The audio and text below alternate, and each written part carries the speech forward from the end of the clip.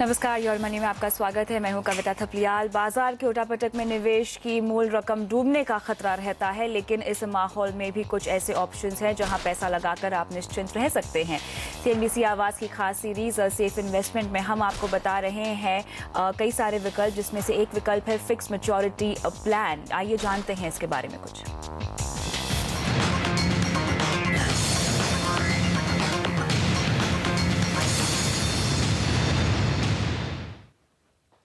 हमारे साथ आज जुड़ रहे हैं हमारे एक्सपर्ट्स, ऑप्टिमा मनी मैनेजर्स के डायरेक्टर पंकज मटपाल और साथ ही ब्लू ओशन कैपिटल के फाउंडर और CEO निपुण मेहता, जिनको भारत में पहली बार FMP लाने का श्रेय भी दिया जाता है। स्वागत है आप दोनों का ही। निपुण, सवाल ये उठता है कि इस समय जबकि काफ़ी लोग सोच रहे हैं कि थोड़ा रिस्क कम करें, डेट की तरफ शिफ्ट करें, और ख़ास तौर पे जो शॉर्ट टर्म की यील्ड है, हम देख रहे हैं कि सरकार 34 दिन के लिए मार्केट में पैसे लेने आती है तो 12% उनको चुकाना पड़ता है, और 91 दिन का ट्रेजरी बिल आता है 11.25% चुकाते हैं। तो ये तो मेरे FD के रिटर्न से बहुत ज़्यादा है। तो ये जो शॉर्ट टर्म फंड्स हैं उनमें निवेश करना बेहतर नहीं होगा FMP के मुकाबले में? बिल्कुल, आपका कहना सही है प्रदीप। इसमें एसेंशियली टाइम होराइजन का फैक्टर इम्पोर्टेंट हो जाता है। कई लोगों के पास शॉर्ट टर्म निवेश करने के लिए महीने भर 2 महीने के लिए निवेश करने के लिए फंड्स होते हैं शॉर्ट टर्म पार्किंग के लिए। तो वो एक शॉर्ट टर्म फंड्स में, या फिर एक जिसे इंटरवल फंड्स कहते हैं, मंथली इंटरवल फंड्स होते हैं, क्वार्टरली इंटरवल फंड्स होते हैं, which are close ended funds similar to the FMP, उसमें निवेश कर सकते हैं। या फिर एक सिर्फ मंथली FMP आते हैं या सिर्फ क्वार्टरली FMP आते हैं, उसमें भी निवेश कर सकते हैं। एज एन ऑल्टरनेटिव जो शॉर्ट टर्म फंड्स होते हैं, जिनकी ओवरऑल मैच्योरिटी शॉर्ट होती है, और जो आपने जिस तरह जो पेपर में कहा कि ट्रेजरी बिल्स है, उसमें निवेश करती हैं, उनमें जो यील्ड्स हैं, अगर आपके पास महीने 2 महीने के लिए पैसे हो, 3 महीने के लिए पैसे हो, या बेसिकली शॉर्ट टर्म के लिए पैसे हो, तो उसमें आप बिल्कुल निवेश कर सकते हैं। जैसे आप बैंक FD में 15 दिन के लिए या 1 महीने के लिए या 2 या 3 महीने के लिए आपके पास शॉर्ट टर्म पार्किंग के लिए अगर आपको पैसे की गुंजाइश नहीं है तो आप जैसे निवेश करते हैं, उसी तरह इन म्यूचुअल फंड्स में भी कर सकते हैं। जनरली हमने देखा है कि शॉर्ट टर्म पार्किंग्स के लिए कॉर्पोरेट्स की रिक्वायरमेंट ज़्यादा होती है, इंडिविजुअल्स की रिक्वायरमेंट कम होती है। लेकिन जैसे मैंने कहा, आपके पास अगर शॉर्ट टर्म पार्किंग हो तो शॉर्ट टर्म FMPs भी आते हैं और शॉर्ट टर्म फंड्स भी आते हैं। शायद शॉर्ट टर्म फंड्स में एक ओपन एंडेड होते हैं, इसीलिए कुछ हद तक वॉलेटिलिटी हो सकती है, लेकिन जो शॉर्ट टर्म सिमिलर FMPs हैं उनमें रिटर्न की वॉलेटिलिटी नहीं होगी, मोर और लेस कंसिस्टेंट रिटर्न्स आएंगे। तो ऑप्शंस दोनों ही हैं, आपकी रिस्क टेकिंग एबिलिटी है। बिल्कुल, तो आप कितना जोखिम लेना चाहते हैं इसके ऊपर ये निर्भर करता है। तो सेफ इन्वेस्टमेंट में भी थोड़ा बहुत तो आपके पास रिस्क है ही, ब्याज दरों में उतार चढ़ाव के चलते, और अगर कहीं प्राइवेट बॉन्ड्स हैं तो वहाँ पर उसके थोड़ा सा क्रेडिट रिस्क भी इन्वॉल्व हो जाता है। लेकिन पंकज, सवाल यह है कि बड़े शहरों में तो सारी सुविधाएं मौजूद हैं, पर अगर छोटे शहरों के निवेशक हैं जो लगातार इस हफ्ते हमारा ये शो देख रहे हैं, उनके लिए क्या रास्ते होंगे? किस तरीके से उन्हें FMP के लिए अप्लाई करना चाहिए? देखिए, FMP में निवेश करना तो बहुत ही आसान है, चाहे आप कहीं पर भी हो। आज इंटरनेट की सुविधा हर जगह पर है, वो एक ऑप्शन होता है कि आप ऑनलाइन बाई कर सकते हैं। उसके अलावा छोटे शहरों में भी डिस्ट्रीब्यूटर्स, जिन्हें हम IFA बोलते हैं, इंडिपेंडेंट फाइनेंशियल एडवाइजर्स, वो अवेलेबल होते हैं। बैंक के थ्रू भी आप FMP में निवेश कर सकते हैं। साथ ही जो नेशनल डिस्ट्रीब्यूटर्स हैं वो भी आजकल काफ़ी जगह पर पहुंच गए हैं।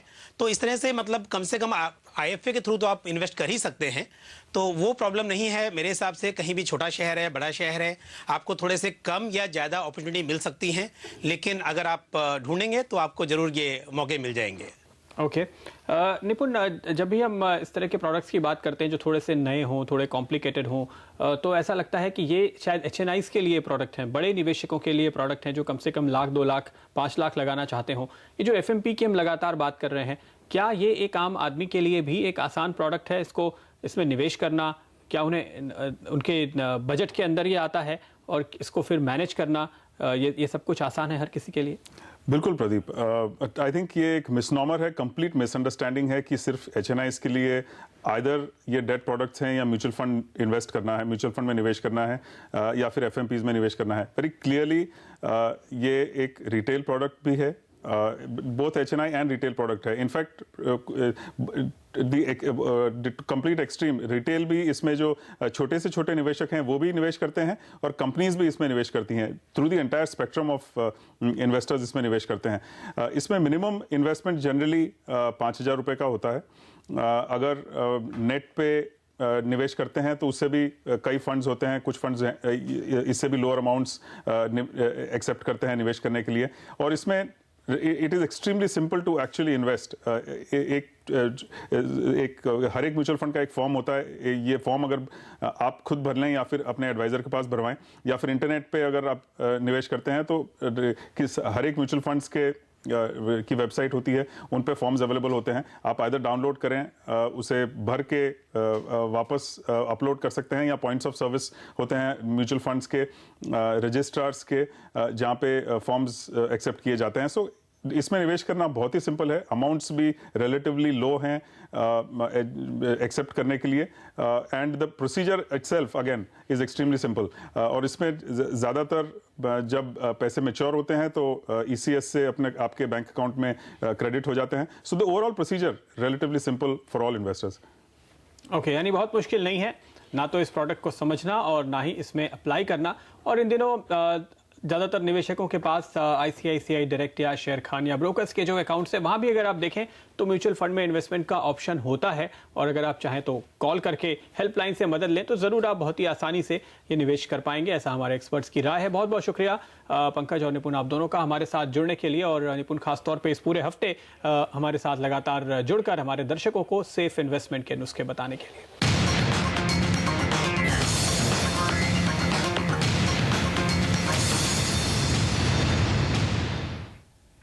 और अभी वक्त है एक ब्रेक का। लौट कर करेंगे आपकी कंप्लीट फाइनेंशियल प्लानिंग और मेरे साथ हैं वाइस इन्वेस्ट एडवाइजर्स की CEO हेमंत रस्तगी।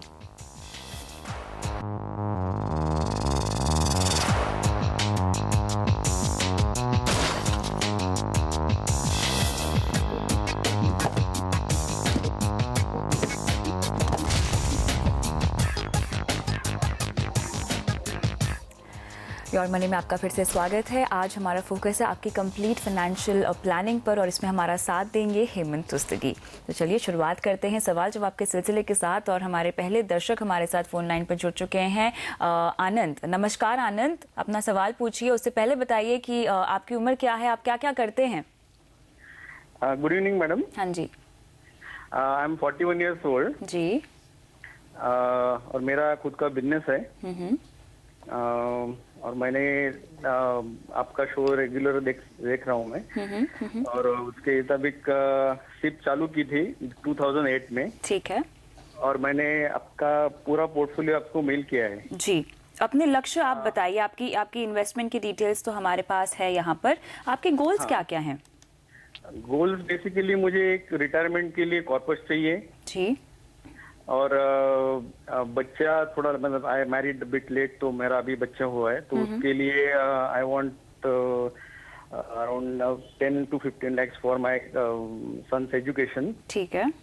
और एक छोटा लक्ष्य है जो मैं थोड़ा ट्रैवलिंग, तो मैं फॉरेन टूर करना चाहता हूँ। वो छोटे लक्ष्य है, but major is my sons education, my retirement. और लेकिन प्रॉब्लम ऐसा हुआ कि 2008 से मैंने जो जिस फंड में डाला था पैसा, वो सब लॉस हो गया मेरा। मतलब ठीक है, अभी तो मैंने डिसकंटिन्यू किया है जी। तो अभी क्या, और आप जो बोल रहे हैं 12% मिलना चाहिए, but I am not getting it basically. और मेरे जैसे काफी लोग होंगे कि वो सिप के जरिए कर रहे हैं, लेकिन उनको लॉस हुआ है। तो आप प्लीज सजेस्ट कीजिए कि मेरा पोर्टफोलियो ठीक है और मुझे क्या करना चाहिए। जरूर जरूर, इसी के लिए हम यहाँ पर हैं। और हेमंत जी हमारे साथ आज हैं। तो हेमंत, सबसे पहले तो इनके पोर्टफोलियो पे हम नजर डाल लेते हैं। जो इनके सवाल हैं, SBI मैग्नम टैक्स गेन में ये डालते हैं 2,000 रुपये, उसकी SIP ये कर रहे हैं। इसमें जानना चाहते हैं कि बने रहें या निकल जाए। साथ ही कोटक के 50 में भी पिछले साल से SIP इन्होंने हालांकि रोकी हुई है, अब जानना चाहते हैं कि कम्प्लीटली निकल जाए या नहीं। बाकी इसके अलावा अगर इंश्योरेंस की बात करें तो इनके पास फैमिली फ्लोटर है 5 लाख का, साथ ही 50 लाख का टर्म प्लान भी इन्होंने ले लिया है। और जैसे कि इनका सवाल था कि पिछले 5 साल से इनका जो म्यूचुअल फंड पोर्टफोलियो है वो काफ़ी नेगेटिव रिटर्न यहाँ पर दे रहा है।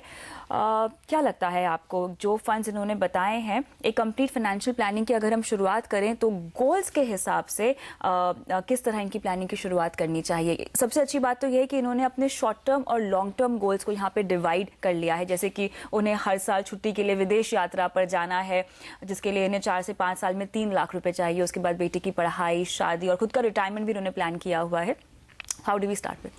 आई थिंक जैसा आपने बिल्कुल ठीक कहा कविता कि जब भी हम फाइनेंशियल प्लानिंग की बात करते हैं तो उसमें सबसे पहला और इम्पॉर्टेंट स्टेप होता है अपने गोल्स को डिफाइन करना।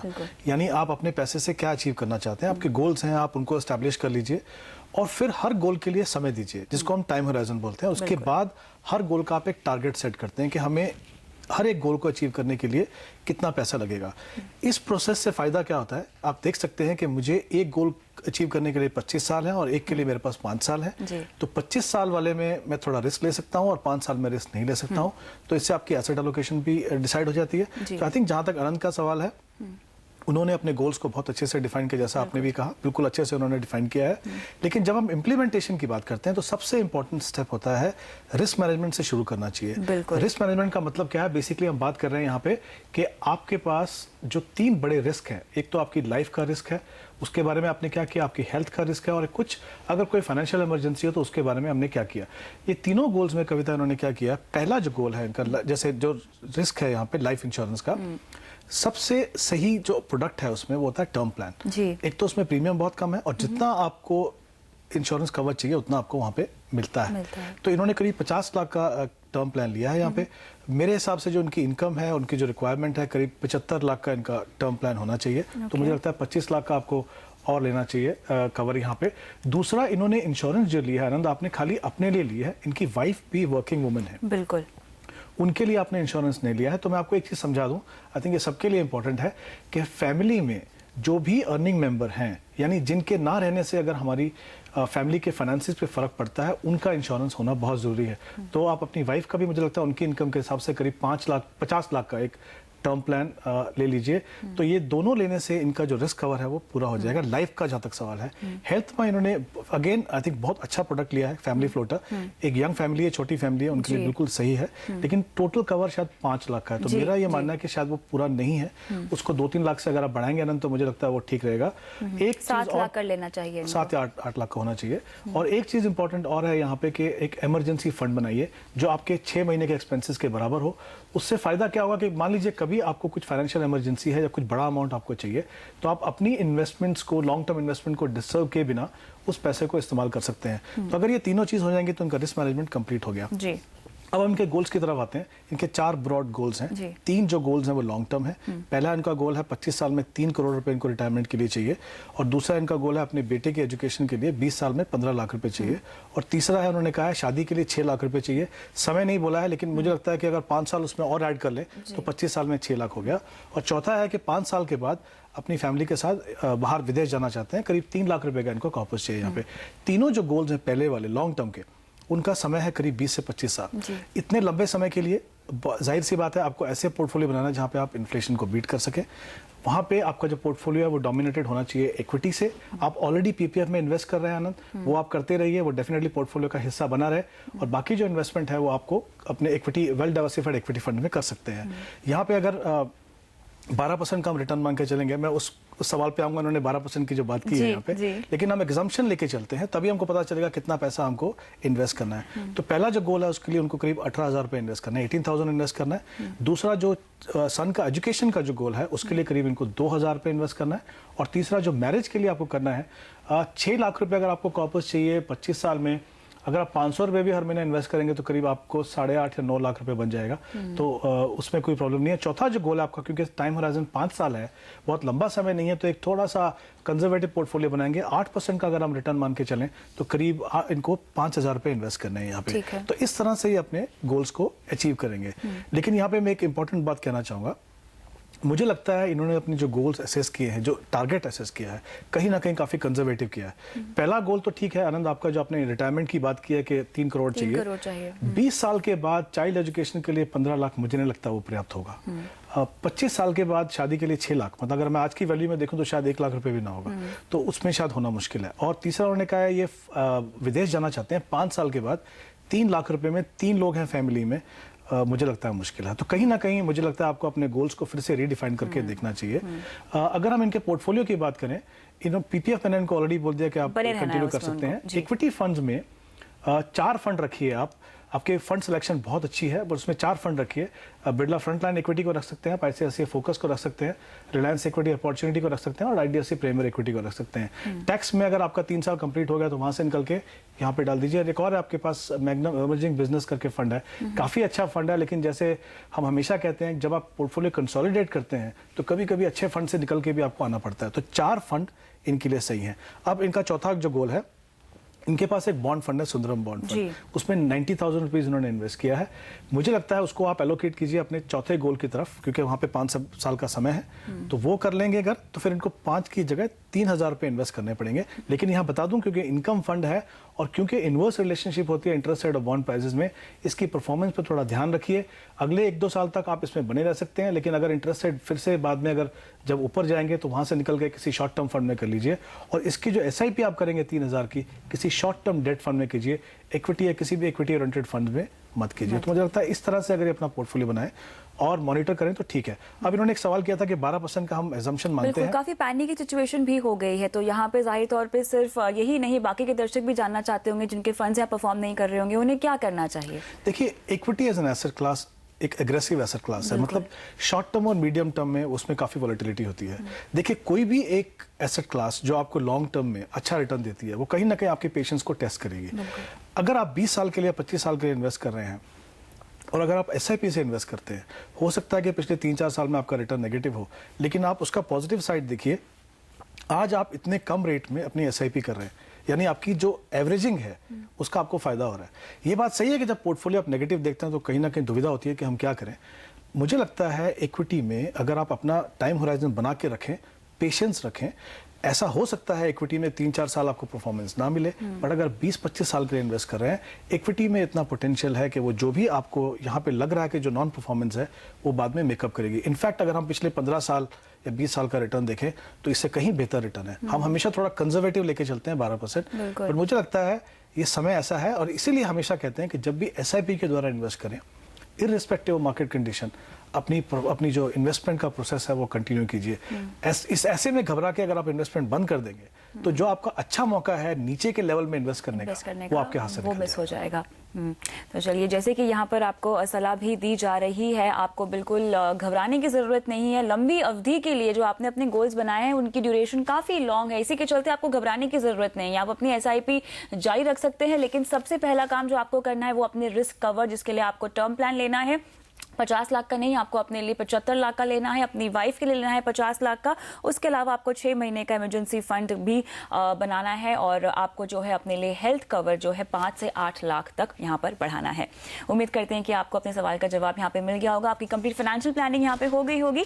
और योर मनी में इसी के साथ वक्त है एक ब्रेक का, लेकिन सवाल जवाब का सिलसिला जारी है। आप बने रहिए हमारे साथ।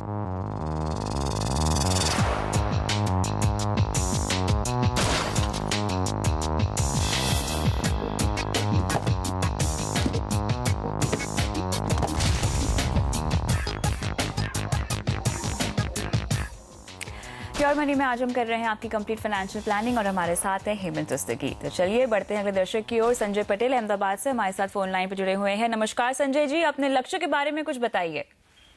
नमस्कार। मेरी सालाना इनकम है 6 लाख रुपए। मेरे पास 4 LIC पॉलिसी है। जी, आपके गोल्स क्या है? आपका पोर्टफोलियो हमारे पास है, अपने गोल्स आप बता सकते हैं। मेरा गोल है, मेरे को एक अहमदाबाद में बंगलो खरीदना है। ठीक है। 80 लाख के आसपास। मेरे पास ऑलरेडी 30 लाख है उसके लिए। ठीक है।